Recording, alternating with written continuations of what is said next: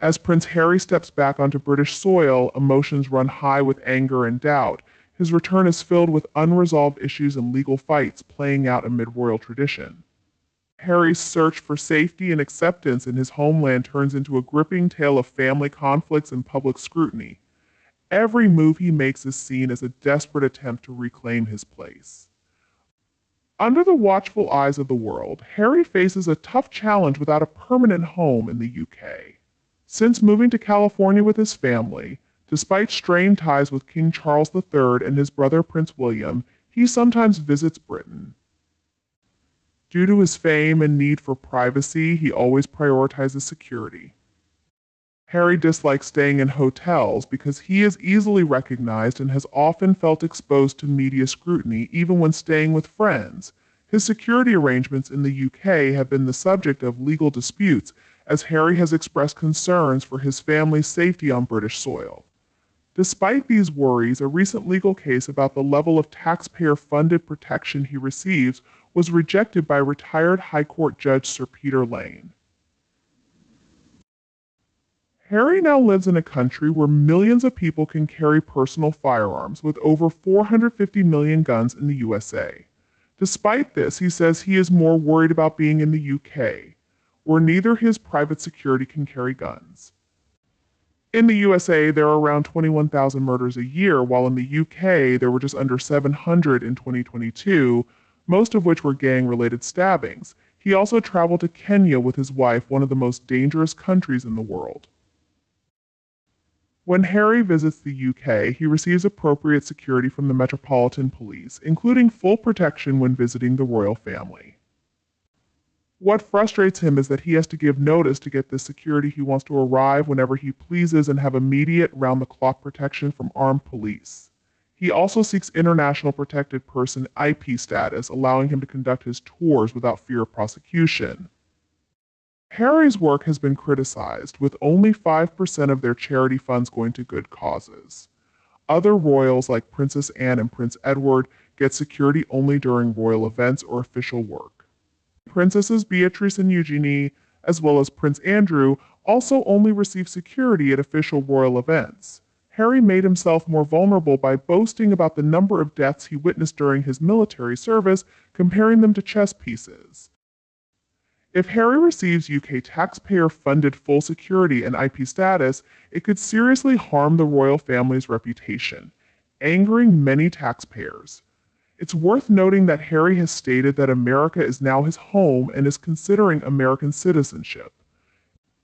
Meghan has also said she never wants to return to the UK. Harry is trying to get AP status by arguing that he is vulnerable to criminals, allowing him to travel with state-funded security wherever he goes. The last time he visited the UK, he had the option to stay at St. James Palace, one of the most secure residences in the country, but he chose to stay in a hotel instead. The narrative that Harry needs a home and security in the UK is being pushed by some, but it's clear he has settled in America. Harry's claim of being unsafe in the UK is as nonsensical as many of his other claims. He often changes his narrative, contradicting himself. Taxpayers refuse to fund his security on an ad hoc basis. The current arrangement, requiring 28 days' notice for a risk assessment, is more than adequate and, in many people's opinion, more than he deserves. Harry's biggest issue is that he wants what his brother has, even if he isn't qualified for it. This has been a recurring theme throughout his life, often encouraged by Meghan when it suits her. This will likely continue, with his scowl becoming a permanent part of his character. Harry wants IP status for various reasons, likely to support their ambitions for a world tour. However, many view these ambitions as inflated and self-important. Lady C mentioned that after Harry and Meghan visited Jamaica, diplomats contacted her expressing anger over the couple allegedly stirring up race-related issues behind the scenes. Given this, I believe Harry and Meghan should not receive any funding for activities that could undermine Britain and the Commonwealth, which Meghan seems to misunderstand. Harry couldn't have chosen a worse partner. Meghan's ego and desire for attention and power are alarming, and she has a strong hold over him. He is now isolated from friends, family, and the royal life. Poor Prince Harry even had to stay in a hotel when he visited the UK rather than feeling welcomed. Let's remind you that you had a lovely home in the UK before you and Meghan moved to the States. Whose fault is it that you now stay in hotels? The last time Harry visited the UK, he was offered a stay at St. James Palace but declined, thinking it wasn't safe enough. The King and Queen live in Clarence House, which is part of St. James Palace, as do Princess Anne and Princess Beatrice. If it's safe for them, it should be safe for him. Choosing a hotel over a palace seems very odd. Additionally, bringing the kids over from the US might not be a good idea if they pick up Meghan's ways of treating people, which isn't great. Their characters might end up reflecting her personality. Harry needs to get over himself. He is not a wealthy celebrity, just a minor royal like his cousins, who have no problem staying in hotels or with friends. Harry's argument is that he doesn't receive 24/7 armed protection when he visits the UK. Only the King, Queen, and the Wales family get that level of protection, not even Princess Anne. Other working royals get security only when attending events on behalf of the sovereign. Harry no longer works as a royal and lost that level of protection when he left, as he was told would happen at the Sandringham meeting. Since then, he has been stamping his feet about it. His appeal for more security failed, likely due to a technicality, but I haven't read the decision in detail. IPIP International Protected Person status is a separate issue defined by an international agreement under the UN. Not all member countries are signatories to this agreement, and not all countries are unmembers. Harry's paranoia and delusions of grandeur are fueled by his publicity-hungry wife. He is no more stalked by the media in the UK than in the US, probably less so, as the UK has traditions about treating royalty. In fact, his attempts to hide behind disguises and obvious security make him more interesting to the media. Ironically, it's only in the UK where they pretend not to seek media attention. Someone should tell Harry that no one cares. He can stay at the YMCA or one of the expensive hotels while he can still afford to do so. Harry seems too afraid to stand up to his wife, which results in neither grandfather ever seeing their grandchildren. This behavior is very cruel on both Harry and Meghan's part. Meghan is indeed toxic, and Harry might be starting to realize it but refuses to admit it.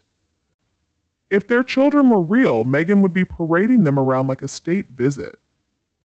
Harry, please give the UK some peace and stay away. You won't be missed. It's another publicity stunt where Harry claims he needs more security than the entire royal family combined, but only when he visits the UK and expects it for free. This is all a show to try to regain IP status. When he visits other parts of the world, he doesn't have such extreme security demands because he has to pay for it himself. During his last visit, Harry chose to decline a royal residence with much better security than any hotel he stayed at, seemingly to portray himself as a victim. The government should publicly remind him that he is not as important as he believes, and any security needed will be provided on a case-by-case basis for each visit. On another note, he should have been required to pay his current court fees before filing his appeal. His main issue seems to be that he is not well liked. Even if he moved in next door to me, I wouldn't pay him any attention. I have no time for individuals like him. He doesn't pay taxes and chose to live in the USA, where he and his wife actively seek attention. Enough is enough, neither of them are welcome here anymore. Harry thinks highly of himself, but his wife clearly has a strong influence over him. It was tragic that his mother passed away, but many other members of the royal family go about their daily lives without security. The truth is, the UK isn't that interested in Harry. In fact, if he didn't publicize his travels, most of the country wouldn't even know or care that he was here. It's a false narrative being spun. Harry can stay at royal residences if he gives notice, like any other guest would. However, he seems to believe he deserves more security than even the royal family. Normally, guests give notice before arriving, it's common courtesy. But Harry seems to think he's more important than anyone else. If that's the case, why doesn't he just stay home in the US? He seems confused about what he wants. His father offered him an opportunity to visit as he claims to want to do, but Harry refused. Instead, he falsely claimed that the king couldn't accommodate him, when in fact it was Harry who turned down Charles's offer. It's clear he wasn't ready for the offer and likely already had plans in motion to paint Charles as the one being difficult, when it's actually Harry. If he truly disliked staying in hotels, he could take concrete steps towards reconciliation by following protocol, giving the Home Office the required 28 days notice so that a royal residence with adequate security could be arranged. It's as simple as that. Despite knowing that our police officers are not for hire, Harry has pursued this through the courts to prove a point. I suspect Meghan Markle is behind this push, driven by her desire to win. Getting Nacho to promote her food products wasn't a coincidence. She has a streak that craves being the most photographed and talked about woman in the world. She has no regard for Catherine or even Charles. Her sole focus is being at the top, and she'll do whatever it takes to achieve that. As long as Meghan continues to feed him insecurities, Harry will never shake off his paranoia. It's as if he needs a 30-day detox away from her completely to see things clearly again, though realistically even that might not be enough. She should be cut off from talking or writing to him to break her hold over him. It's ironic how Harry showed no fear for his safety in Jamaica and Nigeria, two of the most dangerous places to visit, yet he's anxious about security in Britain. Who does he think he's fooling? She doesn't care about Catherine or Charles for that matter. Her only concern is climbing to the top, and she'll do whatever it takes to get there. As long as Meghan remains by his side, feeding him insecurities, Harry will never shake off that paranoia. It's as if he needs a 30-day detox away from her completely to gain new perspective, although realistically, even that might not be sufficient.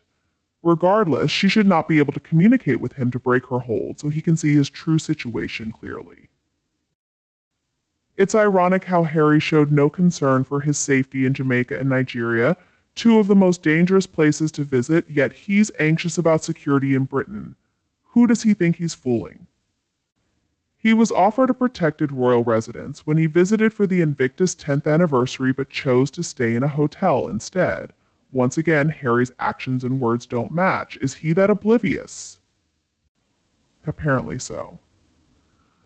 Harry's main issue seems to be his paranoia, especially when he realizes he's not as important as he once thought. Perhaps he would be better off staying away now that he has no friends or home in the UK. There's hardly a warm welcome waiting for him or Meghan. I might nickname him Marvin, like the paranoid android from The Hitchhiker's Guide to the Galaxy. Harry seems to want total privacy but craves media attention when convenient, like during court appearances but not when controversially dressed. He writes about his past drug use but avoids confirming it on his visa applications. He complains about cameras in England but poses for photos elsewhere. He argues about needing more security, though it seems sufficient for other royals. It's time for him to mature. Harry should stop suing newspapers for digging up old stories about him at public expense and instead live quietly with his wife and children out of the spotlight, perhaps in Africa. The real issue here is his wife, who wants the opposite. He's overthinking this situation.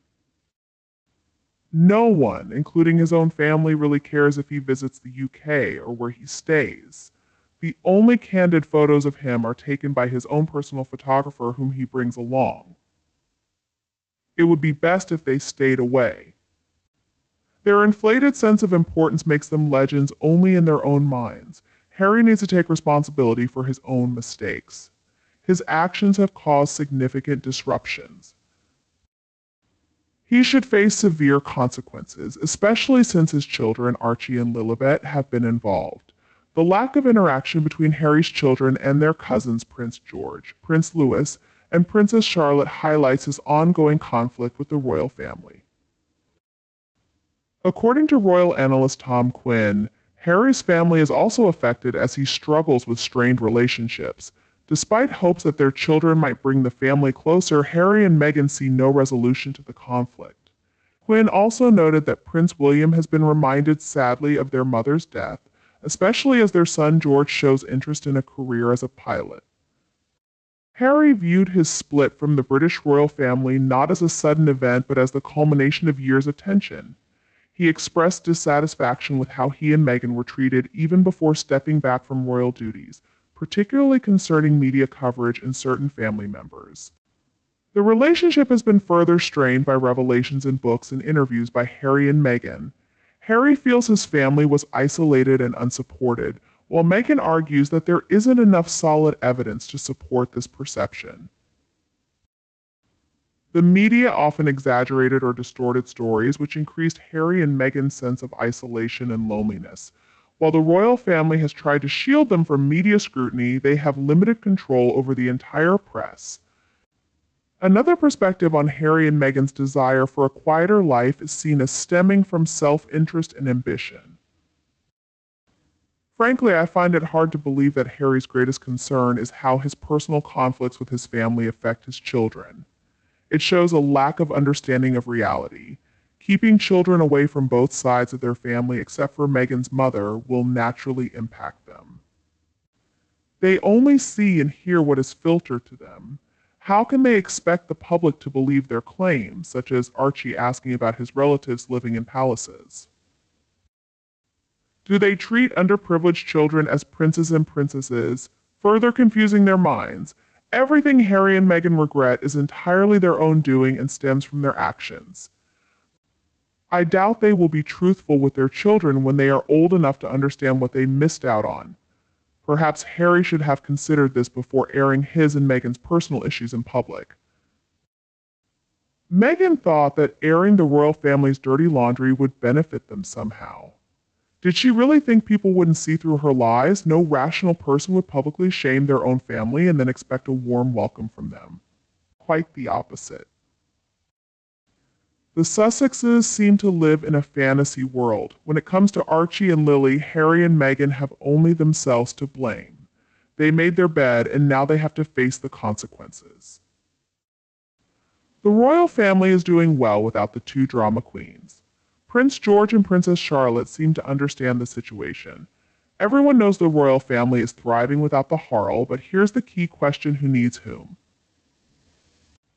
It's clear Harry and his wife initiated this one-sided conflict, either personally or through their paid Sussex squad concerning their children. They might miss out on a broader family network, including not just the royals but her family too, but that's their responsibility as parents. Their ongoing claims of victimhood are taking a toll. Despite the Californian pair's hostility, the royal family has maintained its dignity in silence. Sadly, our late Queen and Prince Philip had to witness some of this drama. Now, it seems Tom Quinn is positioning Harry as the new focal point of sympathy among the royals. Will Tom Quinn's prediction hold true?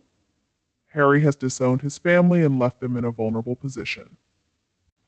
If Harry hadn't been stirring up trouble for the past 4 years, his emotional distress might be more believable.